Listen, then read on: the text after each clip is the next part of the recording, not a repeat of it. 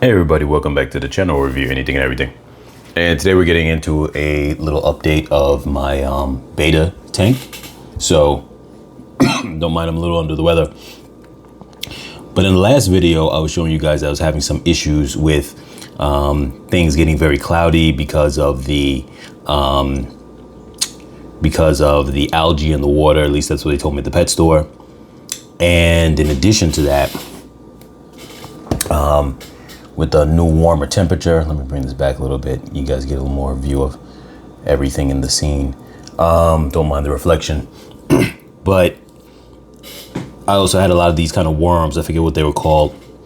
I don't see the worms anymore. And they told me that was probably because of, well, I looked that one up and it said because I had too much food in there. And I think the amount of food plus the warmer temperatures made it where those worms were attracted and started growing because of the food. So I've been feeding them less. There's only 3 fish in there, so they don't really need that much food. I got used to always putting the same amount of food I used to have when I had maybe 5, well, no, it was like about 7 betta in there with 2 goldfish. And I just always got used to putting the same amount. What I've done is I've taken a lot more snails from the smaller tank right next to this one. I put them over, like I mentioned. They've been doing a lot of good work for cleaning. What I've also done is, I mentioned in the previous video, I was going to reduce the light. So now I put the lights, they have a built-in timer. I do them for 8 hours rather than 16 hours inside the day. I used to just put them on early in the morning and I would leave them on almost till 11 at night. Now I just put them on the timer for 8 hours, and then that has also reduced some of the cloudiness. It's not perfect, but it's definitely gotten better. So that's good. But I think the environment is very healthy because the fish are really swimming around. They're a lot more active. The new females have survived. You just seen one of them swimming around, maybe the other one too. They pop in and out, but they are doing well, where the one I bought just before those was, it didn't make it. I never seen it again. And that was before I got the heater. So things are definitely better. I think the snails are definitely helping too.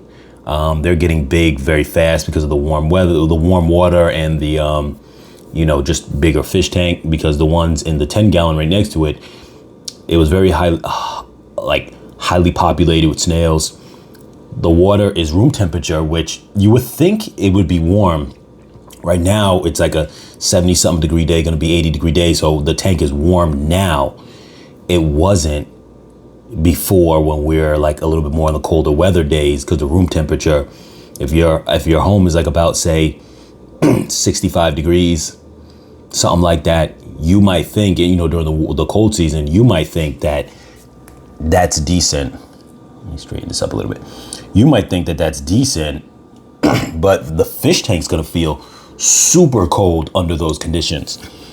And it's funny because I didn't realize that until, like I mentioned before, I had to stick my hand into the tank because I was transferring some plants from one to the other. Now you can see here the jungle valve have gotten uprooted because I was putting water in, and they weren't rooted in the dirt yet like that. There was one of the newer females, and their colors were very bright now, so I could tell they're doing really good. And that's another thing I did a little bit of research and finding out when the colors get very vibrant, their tails get bigger for a female. That's not bad for the size of the tail, but the male's tails, his fins are a lot more larger and more flowing. This is a sign of them being healthy, and so I could really see that. So I definitely could tell that they are doing really good. This one tends to want to stay on this side, and then the other female, I think, comes around here sometime, but sometimes they switch. And the male tends to hover around here or around here. There used to be a spot over there, but I don't see him go over there as much anymore. So yeah, so everything is definitely getting better. So I'm glad I was able to remedy things. It's still not as clear as I want it to be, but nonetheless, I don't think that takes away from the fact that it is a healthy tank, because everything in it is thriving. So that seems to be pretty good. Yeah. Little other side note, I'm just going to turn over here real quick to the other smaller tank.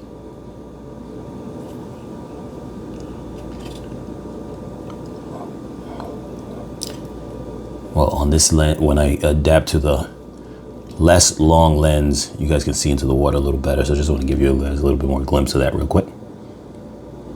There goes that one of the females, and there's another female, but it's somewhere in the back right now.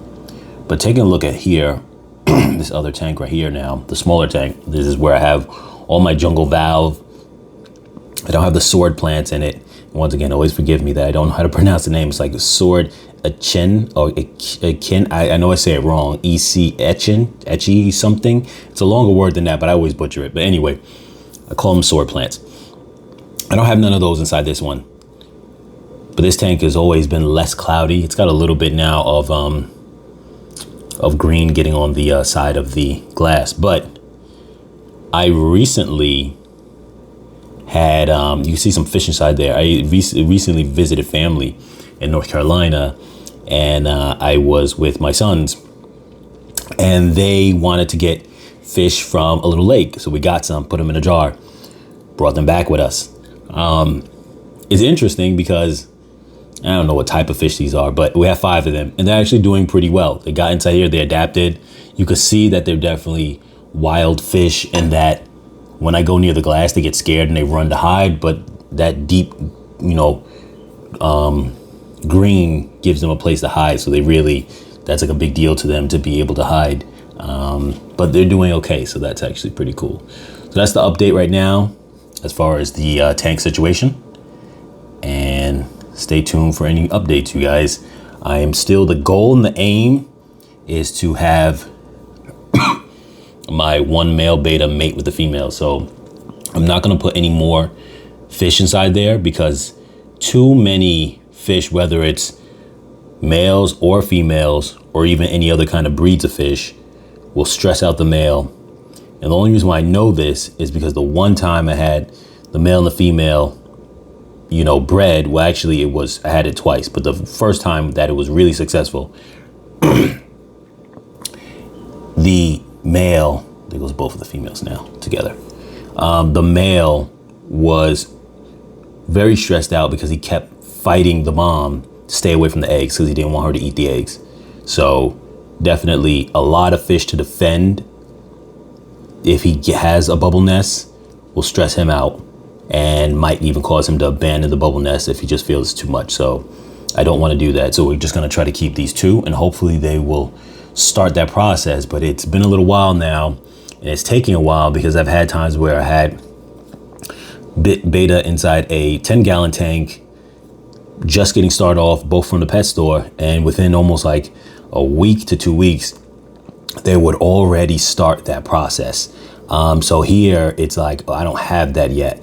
And I almost feel like when you have a larger tank that's above 10 gallons and you have more than one fish, I feel like it decreases the odds, at least from my experience. I'm not saying that it's 100%, but just from my experience, my results, I've never had one in this tank.